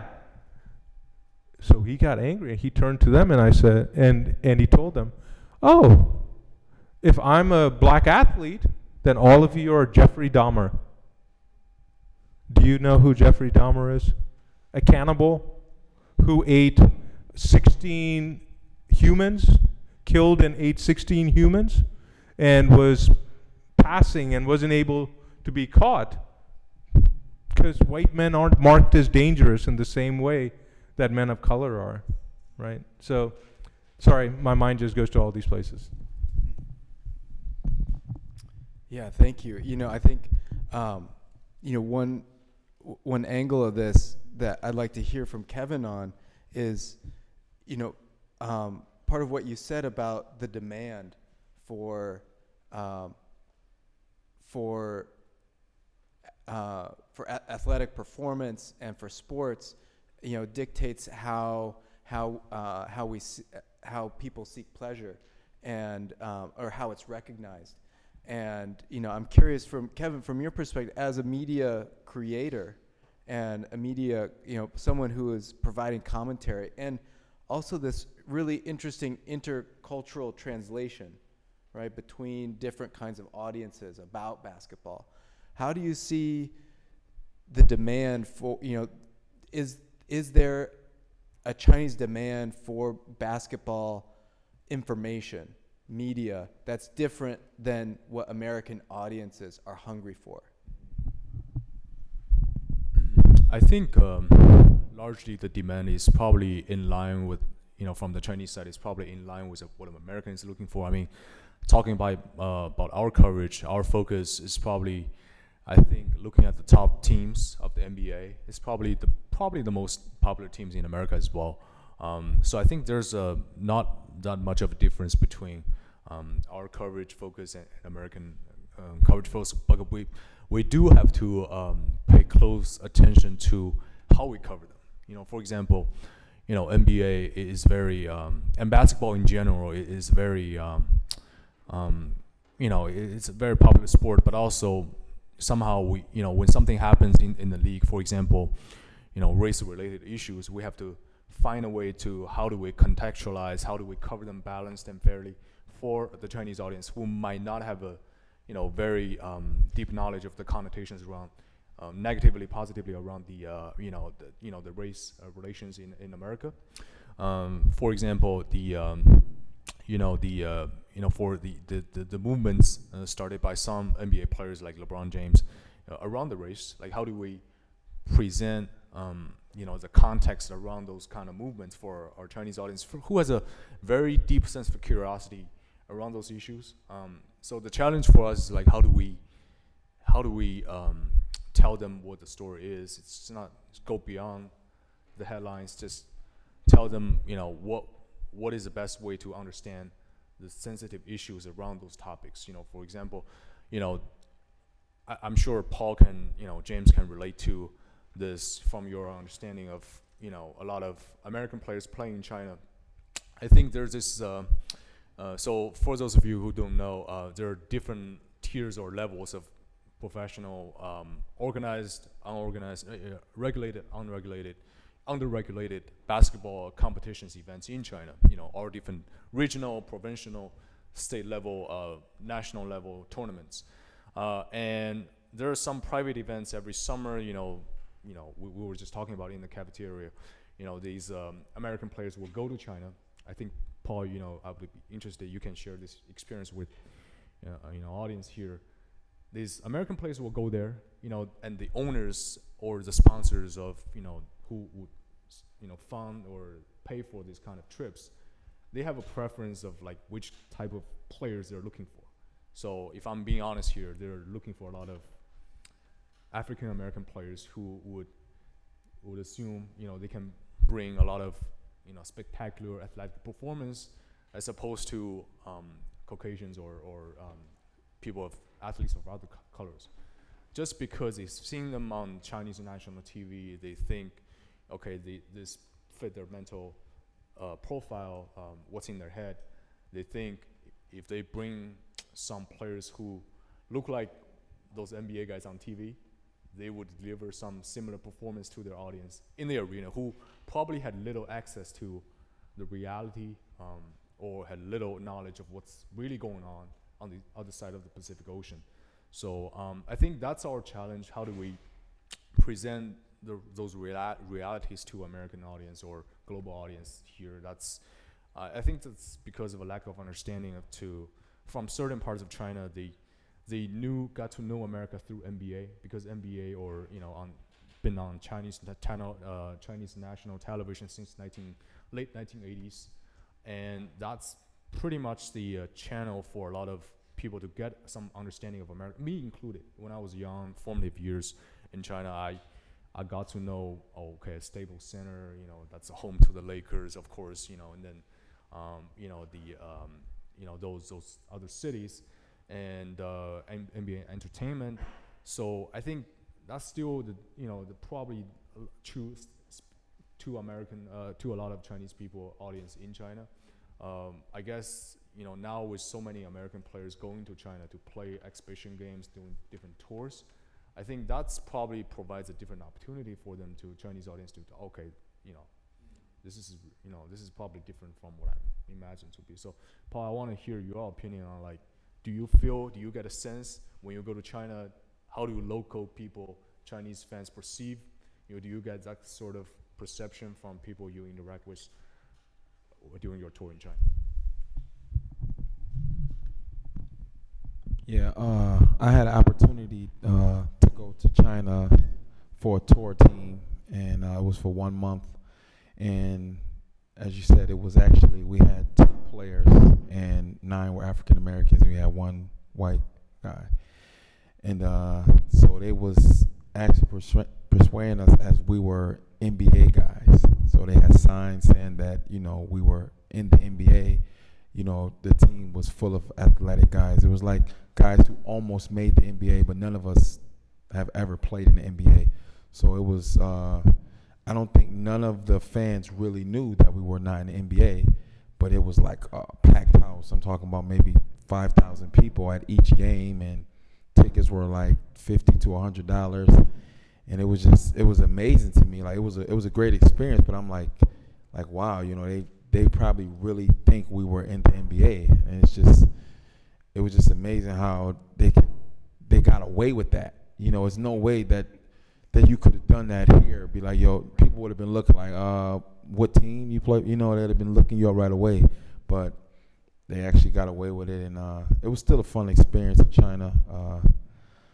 But the reason how they got us over there was they were telling us that we could possibly be playing in front of the big Chinese teams, and to have that opportunity, that's like bringing a couple Asian guys over here saying you're going to be playing in front of Golden State, or you know. So that's how I felt. But yeah, it was a great experience though. Thank you, Paul. I want to open the floor up to questions from the audience. Do you all have any questions for our panelists?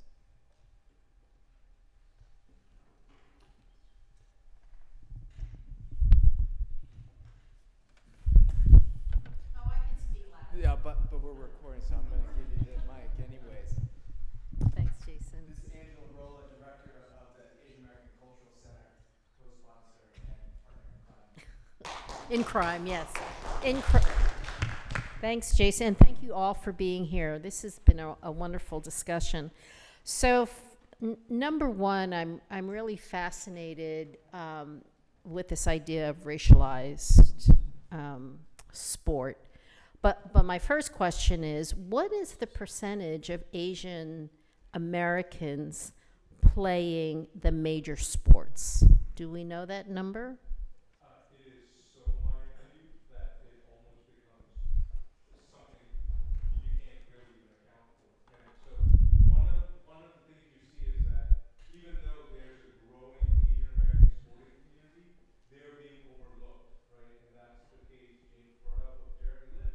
He was California State Player of the Year Mm-hmm. and did not get one serious Division I look, while some of the other African American players that were Player of the Year in Georgia, and especially white players who were state player of the year and stuff, they got major Division I offers, right? So I think you have to look at the ways in which this racialization of the Asian American figure always positions them as Asian. Correct, because I don't know the difference. And That's a whole other workshop. and there's a strategy involved, right? When you picture them as Asian, you don't have to worry about them as demanding rights that a U.S. citizen. Correct. That's why the case that Jason brought up of Batura in Misaka is the case that Misaka in 1947 was drafted the year of Jackie Robinson Mm-hmm. for baseball. But Asians were already figured outside the realms of citizenship, right? And so even now, the drive for these leagues to go and find Asian players already tells you what they think about Asian Americans as an impossibility almost. Right. So can I ask another question? And this goes to Paul and James. Number one, to James, about were you the only Asian playing on the teams that you played, and how were you? How did people react to you? And then for Paul, being in the Philippines, and I did not know that PBA was one of the oldest conferences that there. I mean, that just blew my mind, right? How were you? You clearly loved being in the Philippines. I'm Filipina, so thank you for loving my people. But more importantly, how were you viewed by other players there that were not only just black players, but perhaps other players white players, or maybe even other Asian players if you had them on the teams that you played in. So I'd like to know what your reactions were being the black player and then being the Asian player on the teams that you played in.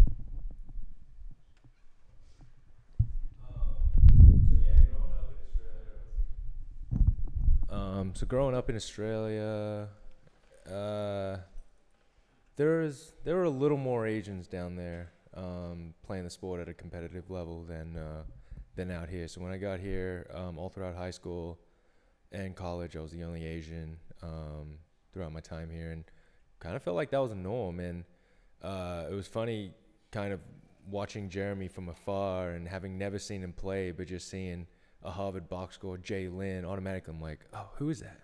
Right? Like, is it an Asian dude? It's like, wow. And so, yeah, automatically, I think it wasn't until my senior year of college where I played Jeremy's brother, Joseph, who was in my conference. That was the first time I ever played an Asian in the U.S., and it was kind of like, brothers, what's up? So, yeah, I mean, so that's why the experience that he describes, it never really was prevalent in my mind about, ever, had I ever been a victim of discrimination? Maybe, but I could never tell because I was the only one, and I don't know what else, what it's like to be someone else other than me. So, yeah, a lot of that stuff kind of went over my head until, Jeremy started making it more public and mainstream, and then I started thinking about it a little more. So, yeah. The way how the Filipinos view me, and first, it's not. I don't think I remember one white guy in the Filipino league, to be honest with you. Yeah, but the way how they view me and accept me was just honestly really was like it was like family. It wasn't no hard transition. Just going over there was just I hung out with my teammates all the time, even on other teams. I spoke to everybody. Everybody spoke to me. It was really a genuine nice culture over there. And to piggyback off of you with Jeremy Lin, the whole insanity thing actually got started. He played against us in the D League, and he had a triple-double on our team. Yeah, my cousin always tell me that. Like, you really started the Lin insanity. He always say that, yeah.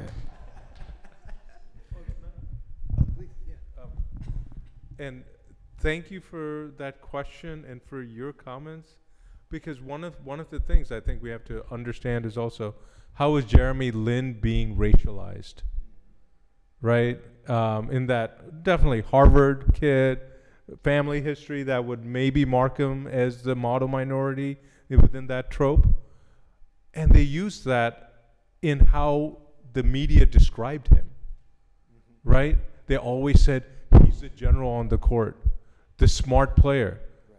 But as basketball players, he is a chaotic mess. He is one sloppy basketball player. The turnovers and stuff, he did so well under that system because it was organized chaos. And no one ever talked about how athletic he was, because that's the way in which racialization stick to black bodies as athletic, but to Asian bodies as mental, as smart, as having floor awareness, when I actually thought he was so turnover prone, but no one talked about that, right? And then you have the various racial stereotypes, like at one point, the slur, there's a chink in the armor, right? That always locate the Asian figure back in Asia and using the language of dynasty and so on, so. And now that Jeremy Lin has left the Raptors and gone to play for the Beijing Ducks, there is a kind of, even the exit is racialized. As when you were talking about masculinity, I immediately thought about this. Oh, well, he's not man enough to play, But in that lens where you're thinking about, okay, well, who's the audience for that behavior? The audience is China, right? And so that is in some ways a recognition of of his ability that wasn't getting valued in the NBA. And so, you know, the things you're putting together, I was like, even the exit is racialized, you know. Yeah, so sorry to take up more time. Are there more questions? Yes.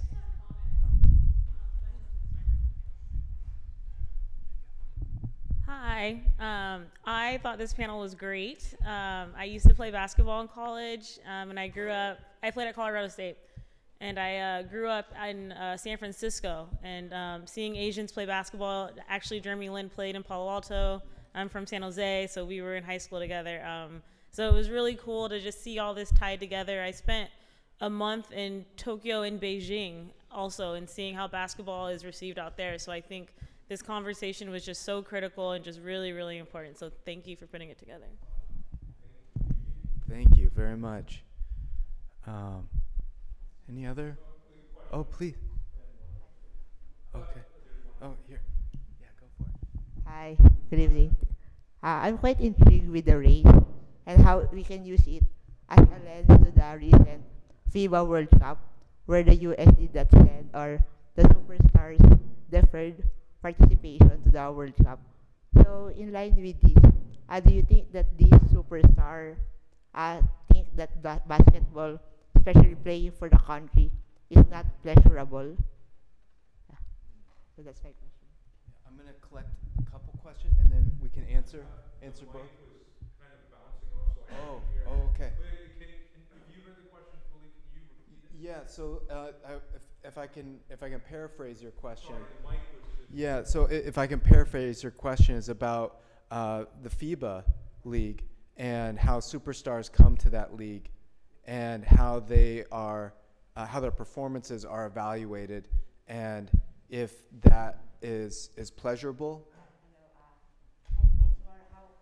It's more like how come the superstars of the NBA deferred their participation to the national team, and do you think that in their minds that basketball is not pleasurable anymore, especially on the lens of racial supremacy against these other countries who participate or qualify?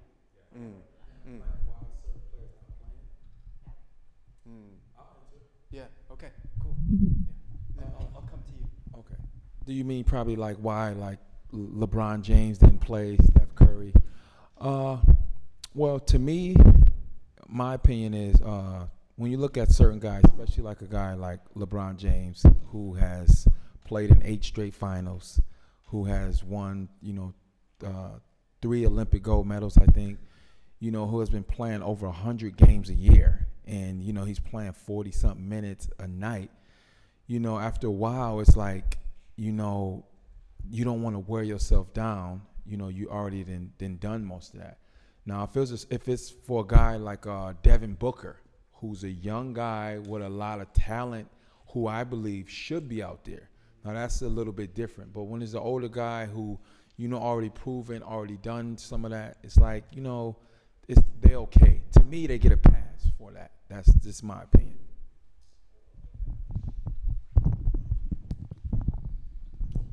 Great question. So I think I can speak from the media perspective, and also just from talking to people in the NBA circle, I can provide a little insight.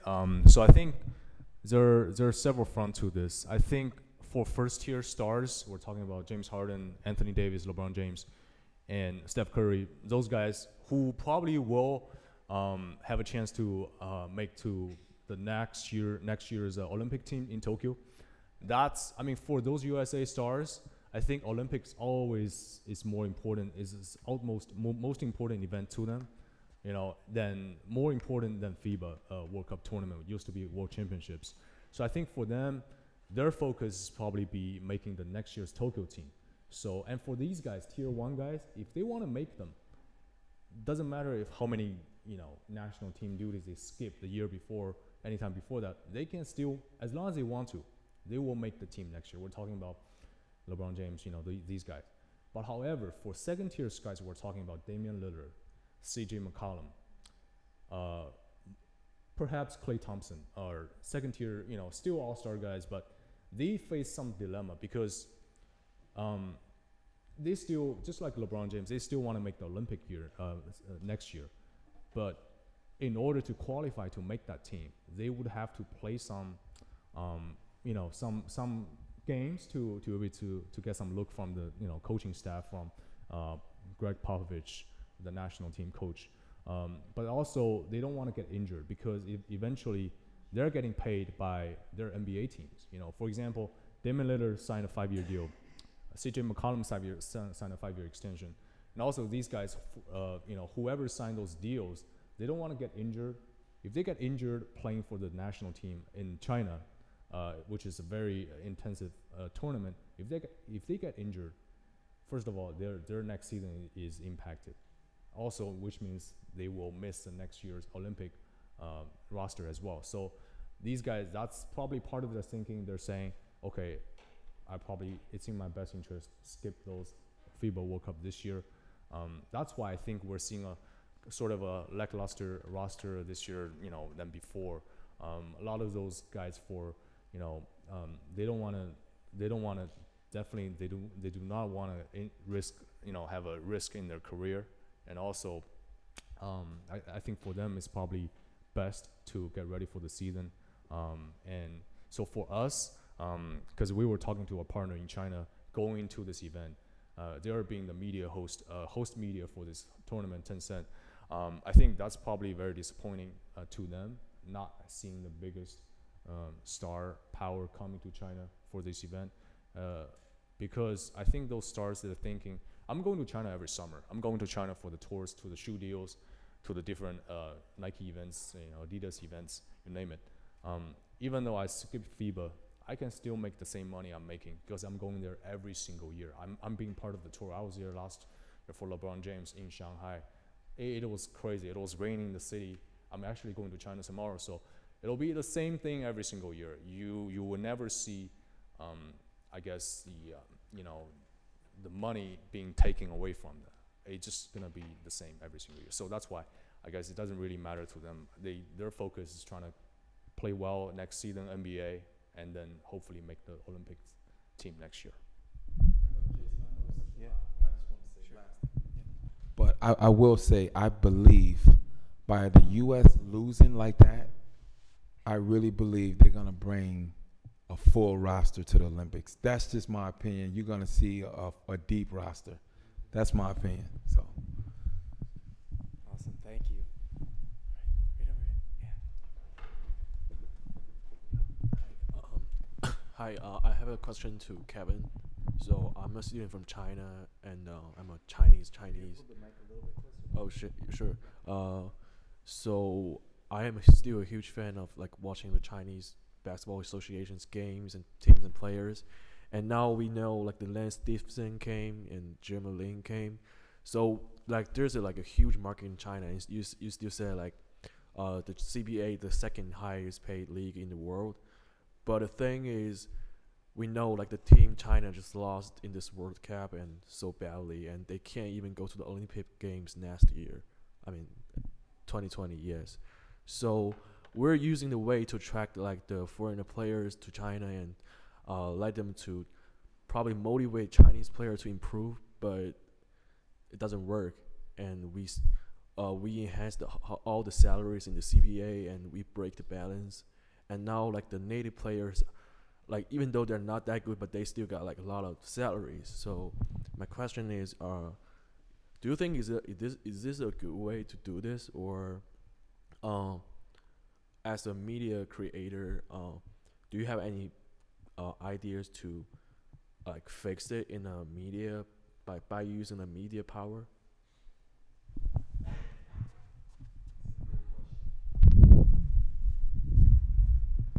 Well, thank you. I think this question is probably better for Yao Ming, but I'll provide my little take. I think it's yes, Chinese national team was high hope going to the FIBA tournament, lost in a very disappointing group stage performance. I think it's a huge disappointment to the nation because playing in front of the home crowd, you never thought you would go out in this way, and you had a great draw for the FIBA tournament as well. I think it is a real challenging issue.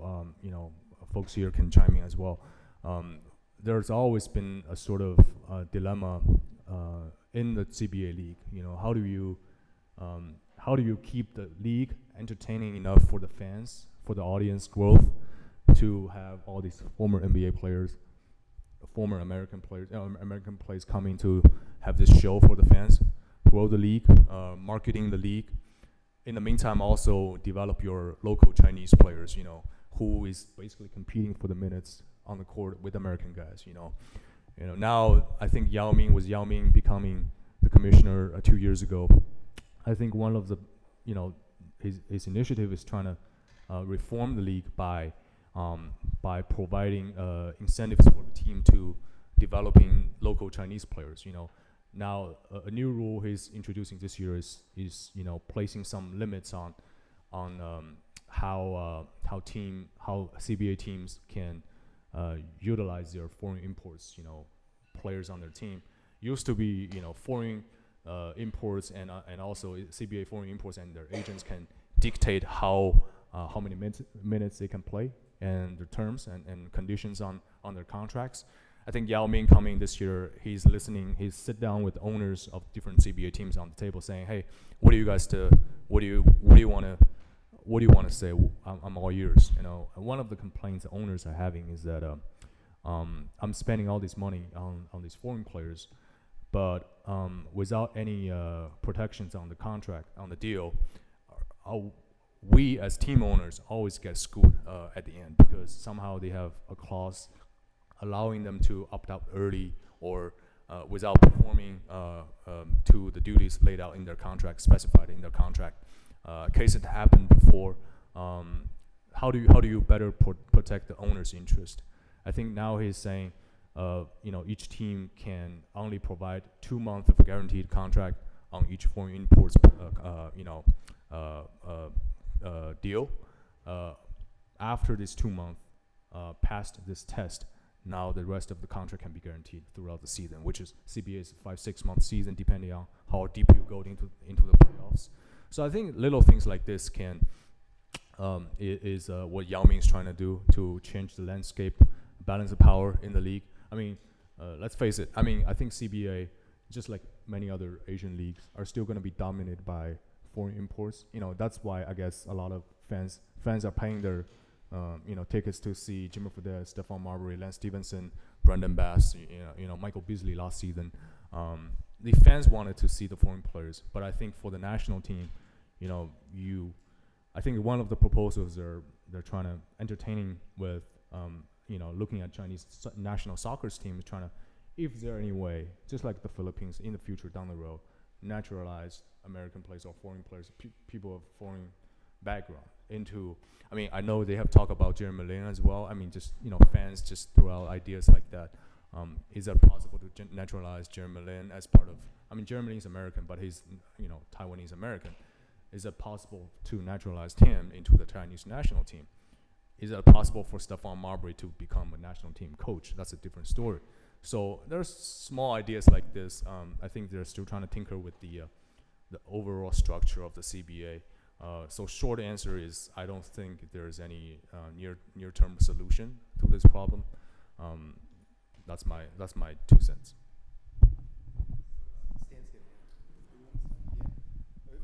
Yeah, but I can wait. Yes. Far as different countries I have played in, Turkey have had like the best locals, and one of the things that they have done in Turkey is they went down on the foreigners that you can have.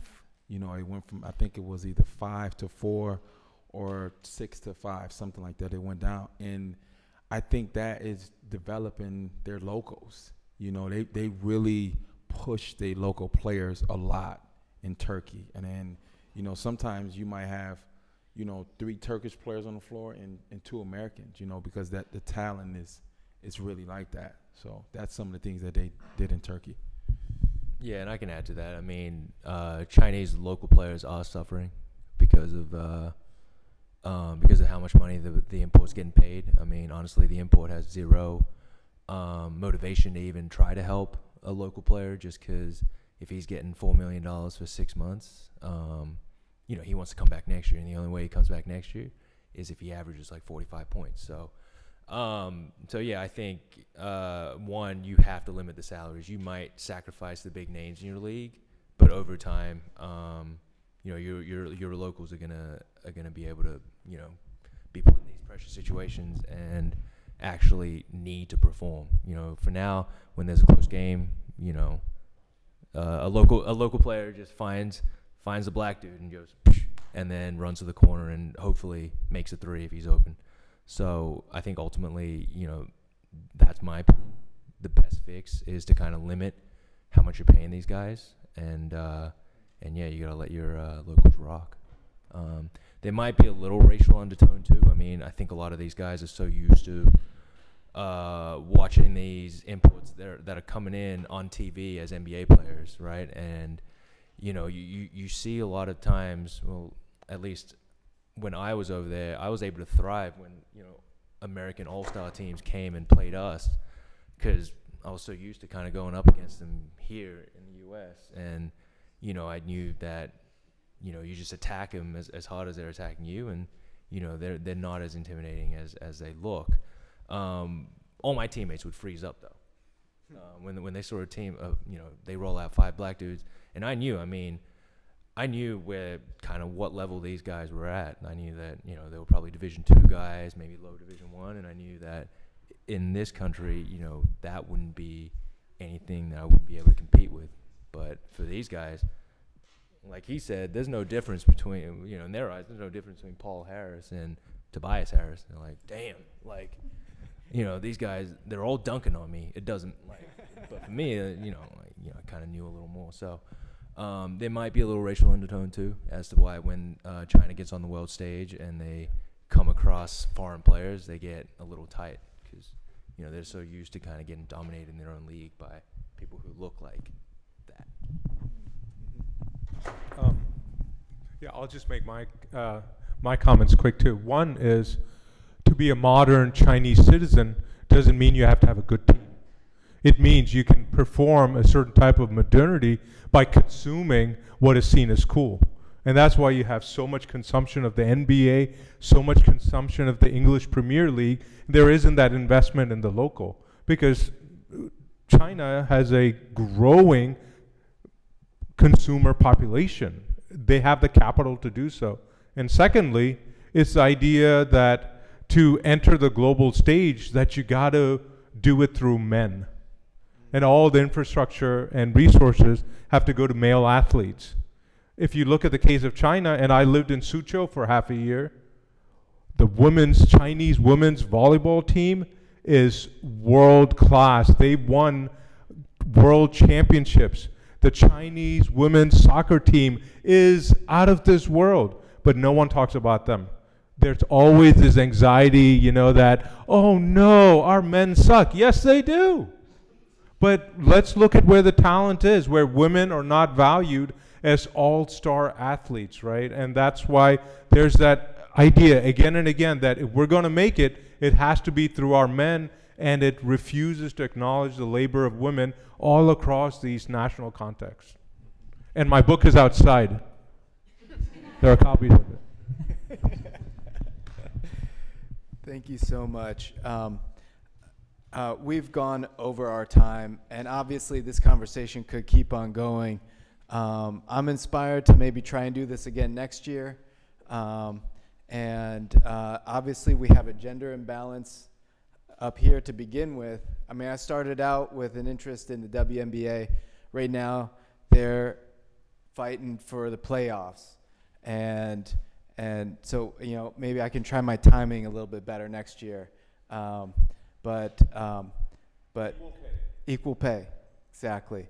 And just to reiterate, I want you guys to take one of these flyers with you, if you guys get the chance. This is a flyer for Asian Studies and Asian American Studies. They're on the table outside. If you guys could just help me thank our panelists for sharing their stories.